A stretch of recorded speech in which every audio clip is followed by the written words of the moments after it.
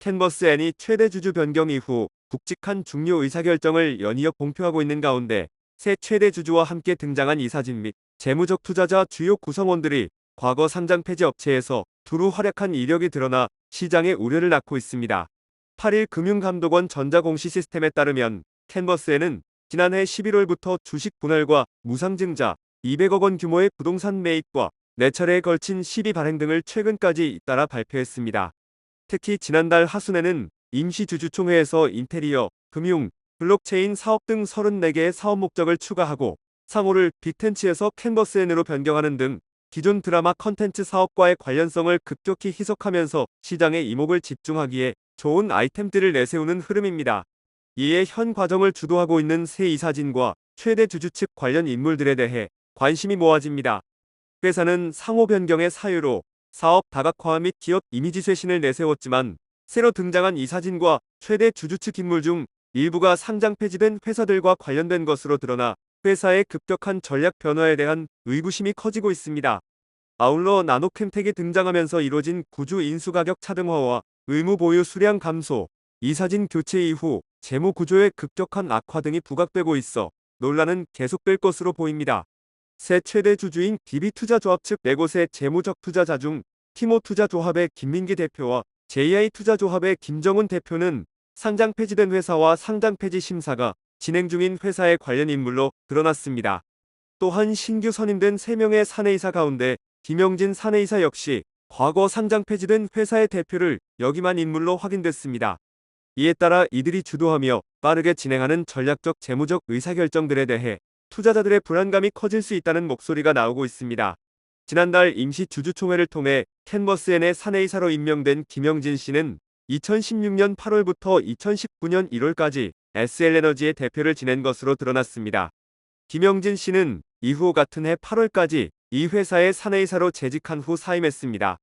SL에너지는 5년간의 영업적자와 불성실 공시 벌점 누적을 이유로 2022년 거래가 정지됐고 거래정지 사유상의 영업적자 기간은 김영진 씨가 재직했던 기간과 대부분 겹칩니다. 또한 SL에너지는 김영진 씨가 대표로 재직하던 2017년 반기 보고서 검토에서 의견 거절도 받은 바 있습니다. SL에너지는 결국 지난달 23일 최종적으로 상장 폐지 처분돼 거래소에서 사라졌습니다. 또 다른 재무적 투자자 중 티모투자조합의 대표 김민기 씨도 지난해 상장 폐지된 멜파스와 관련된 인물로 밝혀졌습니다. 멜파스는 2023년 7월 최종 상장 폐지됐으며 2021년 10월부터 거래정지와 해제를 겪으며 구설에 올랐습니다. 김민기 씨는 멜파스가 상장 폐지되기 직전 해인 2022년 멜파스의 최대 주주에 올랐던 제니스 컨소시엄의 조합원이자 관리팀 담당자로 이름을 올린 바 있습니다.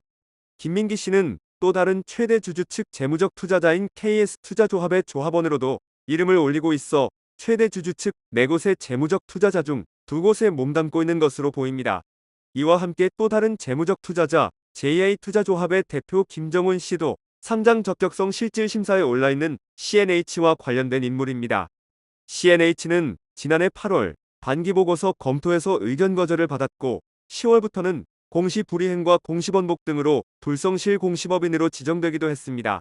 김정훈 씨는 당시 반기 의견 거절을 받았던 시기와 즈음에 CNH의 지분 5.58%를 취득 공시한 골든머니트리 투자조합의 조합원으로 이름을 올렸습니다. 이 골든머니트리 투자조합의 대표는 앞서 언급한 티모투자조합 김민기 씨가 맡은 바 있어 김정훈 씨와 김민기 씨의 관계 또한 하나의 이해관계로 묶여있는 것으로 추정됩니다. 증권업계 관계자는 새롭게 등장한 최대 주주 측과 관련해 상장 폐지 회사에 연관된 멤버가 다수 포진했다는 것은 좋지 않은 징조라며 본업 경쟁력 강화보다 자금융통이나 주식 또는 자산 관련 의사결정에 집중하는 흐름은 회사 발전에 긍정적이지 않은 전형적 행태라고 꼬집었습니다. 한편 캔버스N의 최대 주주가 변경되는 과정에서 구주 양수도계약의 주체가 바뀌며 인수 가격을 변경한 것 또한 석연치 않다는 평가입니다.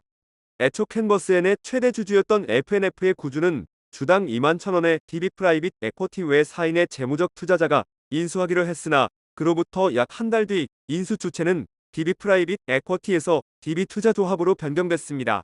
이 과정에서 재무적 투자자와 함께 일률적으로 주당 21,000원이었던 구주 인수 가격은 DB투자조합 3만원과 재무적 투자자 참여조합 17,670원으로 차등어됐습니다.